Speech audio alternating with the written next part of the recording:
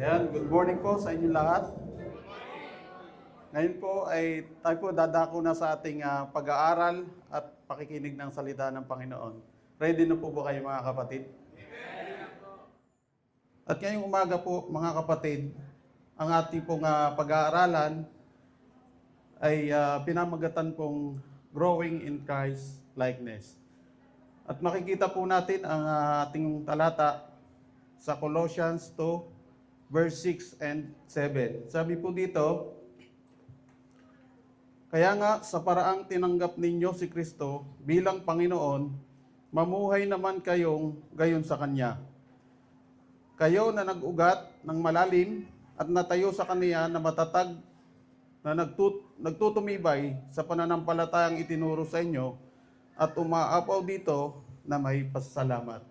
Mga kapatid, tayo po muna ay manalangin. Ama naming Diyos na makapangyarihan sa lahat, Panginoon.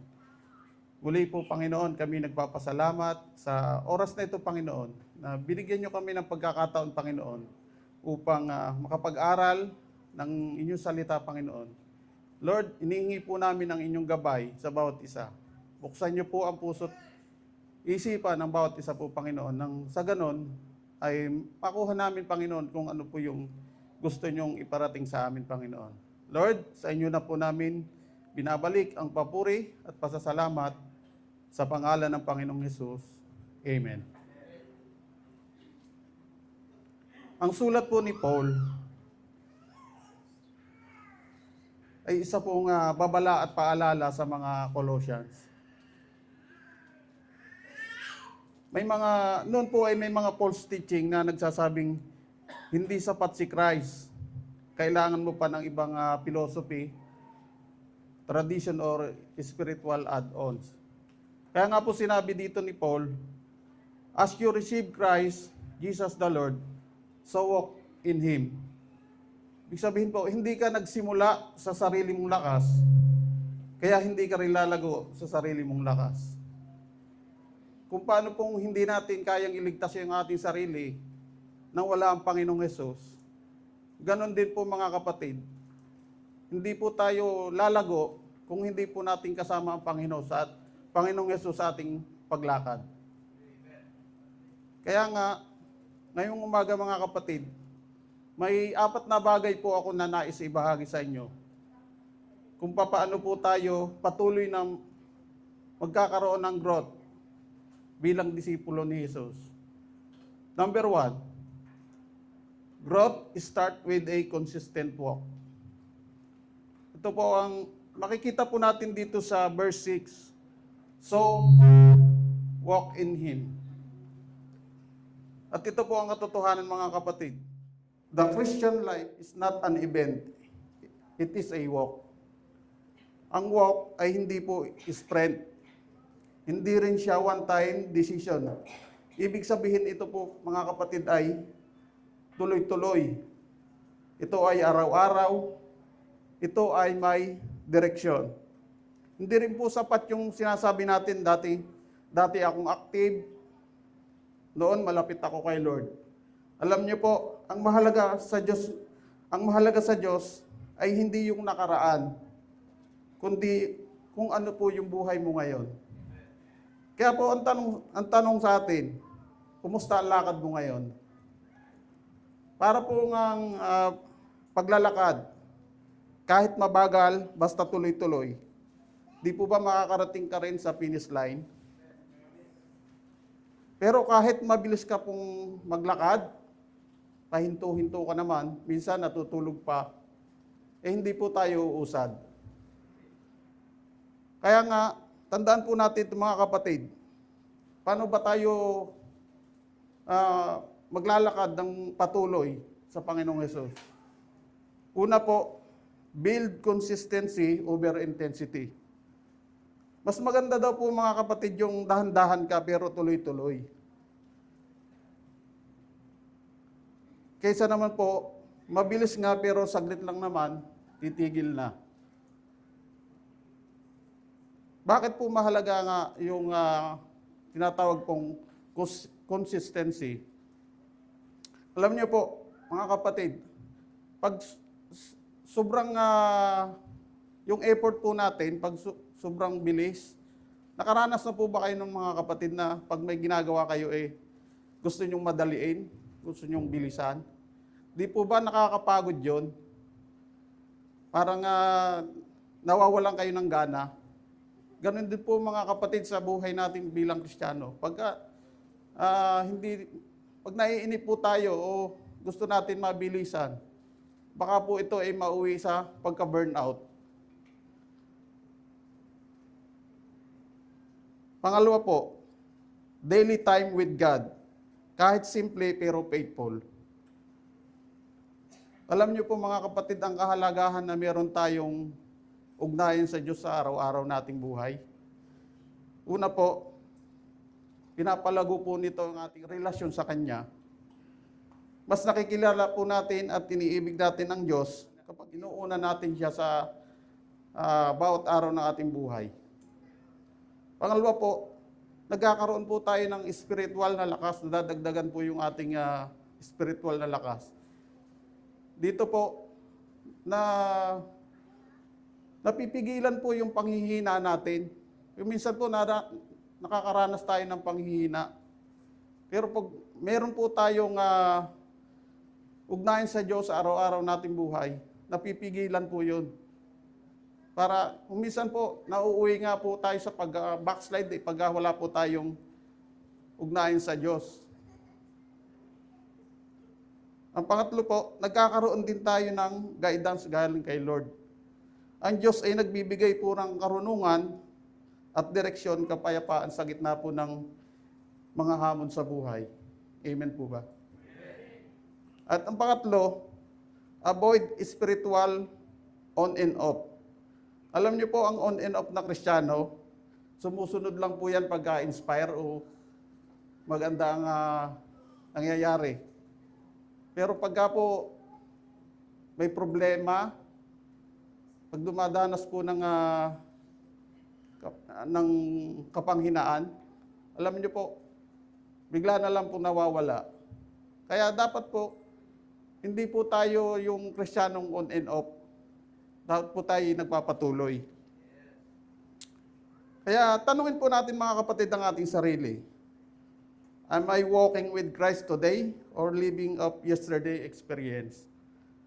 Ang paglakad po ngayon ay pagtitiwala sa bagong biyaya, bagong lakas, bagong direksyon na binibigay ng Diyos sa kasalukuyang araw, anuman po ang hamon sa buhay. Hindi lang po tayo nananampalataya dahil sa nakaraan, kundi dahil nakikita mo ang kilos ng Diyos sa buhay mo ngayon. E paano po tayo magkakaroon ng patuloy na growth bilang disciple ni Jesus? Ito po yung number 2. Growth requires deep roots. Makikita po natin doon sa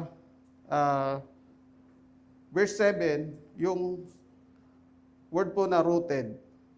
At ang katotohanan mga kapatid, deep determines stability. Kung gaano kalalim ang ugat, ganon din katatag ang puno. Naniniwala po ba kayo doon mga kapatid? Ganon din po sa buhay nating mga Kristiyano. Ang lalim ng relasyon natin kay Kristo ang magdidikta kung gaano ka katatag. Kapag daw po mababaw ang ating relasyon kay Lord, andyan po yung madali kang matisod, madali kang mawala ng gana, at madali ka ring matangay ng problema. Alam niyo po, parang puno, pag may bagyo, yung mababaw ang ugat, madali po yung matumba. Pero yung malalim ang ugat, kahit malakas ang hangin, nakatayo pa rin. Amen po ba? Kaya paano ba tayo magiging malalim sa Panginoon? Tandaan po natin ito mga kapatid. Go deeper in the Word. Hindi lang po basta-basa dapat intindihin at isabuhay. Minsan po nagbabasa tayo ng Bible pero hindi po natin pinagninilay-nilayan o naiintindihan. Kaya ang sabi po dito, maging malalim po tayo sa salita ng Diyos. Ang number 2 po, strengthen your prayer life.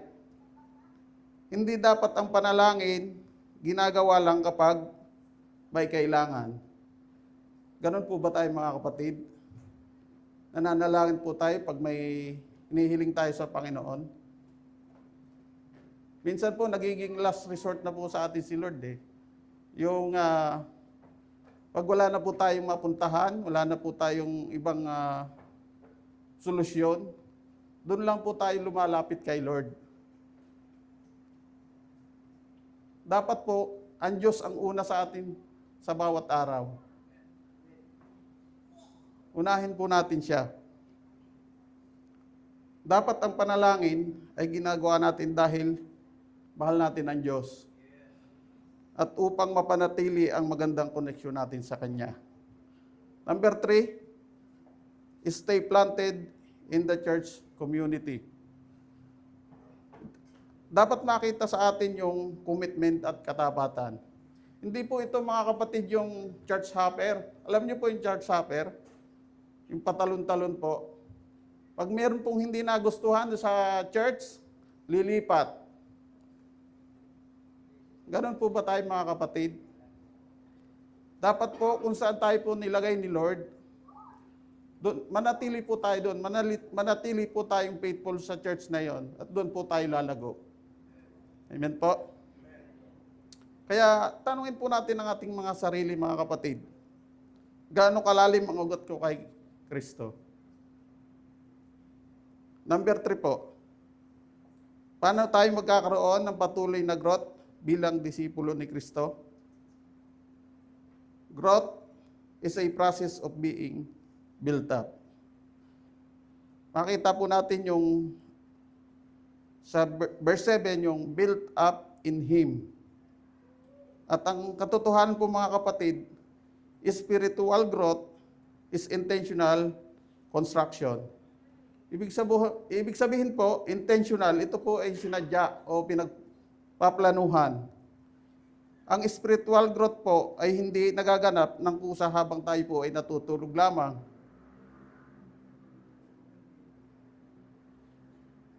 Kailangan po itong gustuhin at paglaanan natin ang panahon. Ang built up ay parang building. Hindi siya instant na may tatayo. Ito po ay may proseso. Ano po ang mga proseso?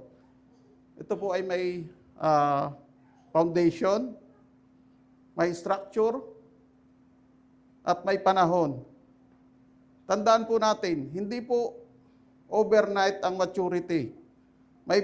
May dadaanan po itong process, mga kapatid. Nakakita na po ba kayo mga kapatid ng construction site? Ano pong napapansin nyo? Di ba, minsan magulo, minsan naman maingay. At pag minsan, parang naisip mo, ang tagal-tagal namang matapos nito.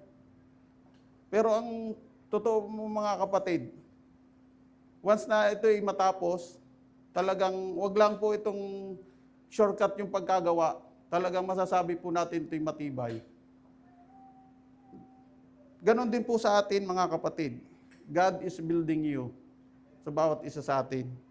Alam niyo po, dahil ang Diyos ang ating ang bumubuo sa atin, dumaraan man po tayo sa matinding proseso o isang araw, makikita lang po natin yung sarili natin bilang tayo po ay disipulo ni Kristo na magiging matibay, matatag, malakas, dumating man ang bagyo sa buhay natin. Mananatili po tayong nakatayo.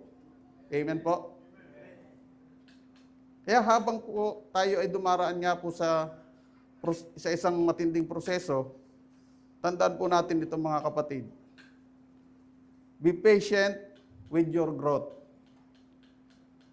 Huwag po nating madaliin ang ating sarili. Okay lang po na unti-unti, basta tuloy-tuloy. Matuto po tayong mag-antay, mga kapatid. Number 2, accept correction and discipline. Ang pag-accept ng correction at discipline ay tanda po ito ng maturity at karunungan. Ang marunong tumanggap ng koreksyon ay natututo at nagiging mas matalinong tao pa. Amen po. Sabi po ito sa Kawikaan 12:1. Tingnan po, ang sabi po doon sa Kawikaan 12:1.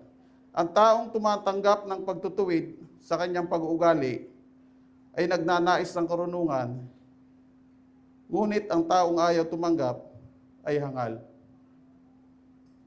Tanungin nyo nga po mga kapatid yung katabi nyo. Kapatid, tumatanggap ka ba ng koreksyon?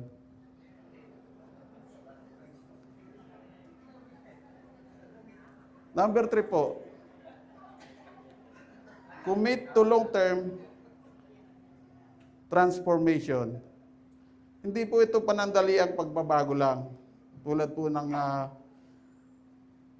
diet na nagtatagal lang po ng 1 linggo, balik na naman po.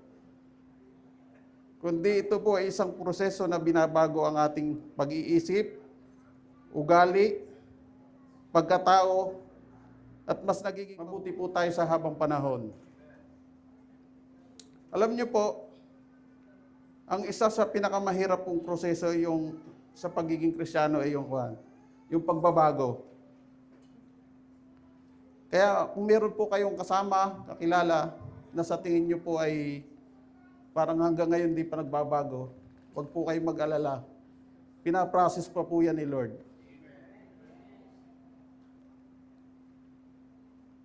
Ito po ang, tanungin po natin yung ating mga sarili, mga kapatid. Pinapayagan ko ba si Lord na hubugin ako even when it's uncomfortable? Paano ba tayo magkakaroon ng patuloy na growth bilang disipulo ni Jesus? Ito po yung panghuli at number 4. Growth produces stability and gratitude. Makikita po natin yung established in the faith, abounding in thanksgiving. Doon po sa verse 7. At ang katotohanan, mga kapatid, the growth leads to stability and gratitude. Ang taong tunay na nagmamature ay matatag, hindi nagpapadala sa emosyon o takot, at mapagpasalamat, nakikita ang ganda ng buhay, anuman ang sitwasyon. Ano po ang katibayan kung tayo lumalagong Kristiyano? Kapag lumalago po tayo, hindi ka madaling matinag. Hindi ka madaling ma-discourage at nagiging mapagpasalamat ka. Again po, parang isang puno po yan na may bunga. Hindi lang po siya matatag, nakakapagbigay pa siya iba. Kaya tandaan po natin ito, mga kapatid. Practice daily gratitude. Maging mapagpasalamat kahit sa maliit na bagay at hindi lang kapag maayos ang sitwasyon. Alam niyo po, mga kapatid, may maganda po palang benepisyo kapag tayo ay taong mapagpasalamat. Sabi po dito, pagdating po sa ating mental health, bumababa po ang stress at pagkabalisa, anxiety, at nagiging mas masayahin po tayo. Nagpapataas po ng dopamine at serotonin. Pagdating naman po sa physical health, nakakatulog po tayo ng mas mahimbing at lumalakas po ang ating immune system. Pagdating naman po sa relasyon natin sa ating kapwa, nagiging mas maganda ang pakikitungo natin sa ibang tao. Napakaganda po pala ng benepisyo nito pag tayo ay marunong magpasalamat. Amen po ba? Pangalawa po, recognize God's work in your life. Ito po ay paniniwala na lahat ng bagay, mabuti man o masama, ay ginagamit ng Diyos para sa ikabubuti ng nagmamahal sa Kanya. Naniniwala po kayo dito, mga kapatid? Minsan po inaalaw ni Lord na kahit masamang bagay, para lang po sa ikabubuti natin. Sabi nga po dito sa taga-Roma 8:28, alam nating sa lahat ng bagay ay gumagawa ang Diyos para sa ikabubuti ng mga nagmamahal sa Kanya. Silang mga tinawag ayon sa Kanyang layunin. Number 3 po, stay grounded in the truth, not emotion. Ang Kristiyanong lumalago ay hindi nagpapadaig sa emosyon. Mas nangingibabaw po sa atin ang truth, nananatiling kalmado, anuman ang sitwasyon. Halimbawa po mga kapatid, tayo po ba ay nagmamaneho?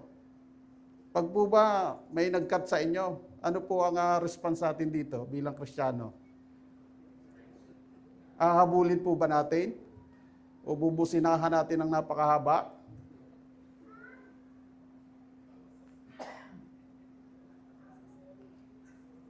Hindi po dapat.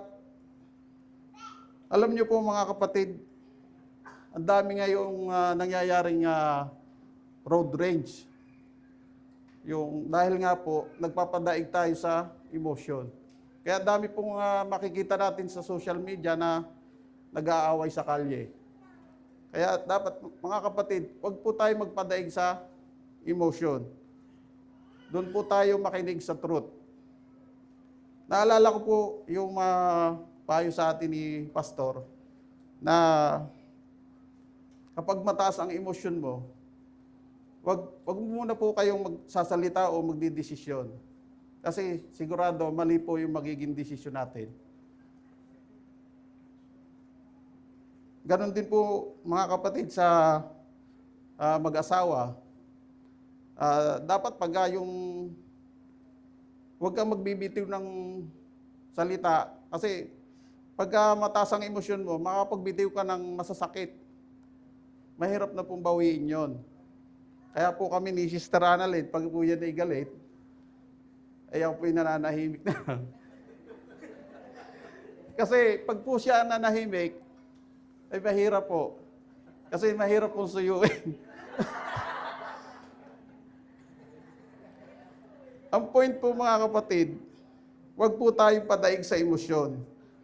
Ang emosyon, pag pinakinggan natin yan, ang sasabihin po niya sa atin ay sigawan mo, ipahiya mo, gantihan mo. Pero kung grounded po tayo sa truth, itinuturo po sa atin na huminahon ka, tumahimik ka muna at pag-isipan mong mabuti. Amen po ba? Kaya tanungin po natin mga kapatid yung sarili natin. Mas nangingibabaw ba ang reklamo o pasasalamat sa buhay ko? Sa buhay paglilingkod ko? Tanungin po natin mga kapatid yung sarili natin.